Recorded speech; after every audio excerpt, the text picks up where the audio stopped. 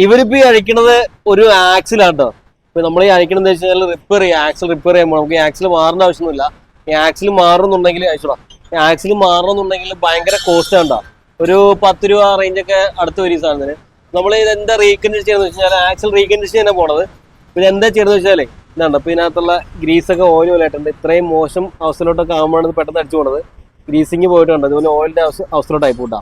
അപ്പൊ ഇതിങ്ങനെ കാണുന്ന സമയത്ത് ലൂബ്രിക്കേഷൻ കുറഞ്ഞിട്ട് ഇതിനകത്ത് ഈ ബെയറിംഗ് ഉണ്ടോ കണ്ടോ, ഈ ബെയറിങ്ങിനൊക്കെ തേയ്മാനം വരും. തേയ്മാനം വരുമ്പോൾ നമ്മൾ ഫുള്ളൊക്കെ ഏതെങ്കിലും ഒരു സൈഡിലോട്ട്, റൈറ്റ് സൈഡിലോട്ടോ അല്ലെങ്കിൽ ലെഫ്റ്റ് സൈഡിലോട്ടൊക്കെ തിരിച്ചു പിടിച്ചിട്ട് വണ്ടി എടുക്കുന്ന സമയത്ത് ടക്ക ടക്ക ടക്ക ടക്ക ടക്കാന്ന് നോയ്സ് ആയിക്കോട്ടാ. ആ നോയ്സ് കേൾക്കുന്നത് ഈ ബെയറിംഗ് കംപ്ലൈന്റ് ആണെന്നാണ്, ഇതിനകത്ത് ബെയറിംഗ് കംപ്ലൈന്റ് ആണെന്ന്. അപ്പൊ നമ്മൾ ഈ ബെയറിംഗ് മാത്രം നമുക്ക് റീകണ്ടീഷൻ സെപ്പറേറ്റ് ആയിട്ട് മാറ്റിയെടുക്കാൻ പറ്റും. നമ്മൾ ആക്സിൽ അസംബ്ലി മാറാന്ന് വെച്ചാൽ നല്ല റേറ്റ് വരും കേട്ടോ, 10 രൂപയ്ക്ക് വരും. നമ്മൾ റീകണ്ടീഷൻ ചെയ്ത് 3000 രൂപ 3500 രൂപയ്ക്ക് നമുക്ക് പരിപാടി തരും. അപ്പോൾ ആക്സിലൊക്കെ സൗണ്ട് ഉണ്ടെന്നുണ്ടെങ്കിൽ ഉടനെ തന്നെ ആക്സിൽ അഴിച്ച് മാറ്റേണ്ട ആവശ്യമൊന്നുമില്ല. നമുക്ക് റീകണ്ടീഷൻ ചെയ്യാൻ പറ്റുന്നതാണ് റീകണ്ടീഷൻ ചെയ്യാം. വണ്ടി ആക്സിഡന്റ് വർക്ക് ഈ സെൻട്രലിൽ കാണുന്ന ഷാഫ്റ്റ് ഇതിനൊക്കെ ബെൻഡൊക്കെ ഉണ്ടെന്നുണ്ടെങ്കിൽ മാത്രം നമുക്ക് ആക്സിഡന്റ് മാറിയാൽ മതി. അതെല്ലാം നമുക്ക് റീകണ്ടീഷൻ എടുക്കാം കേട്ടോ.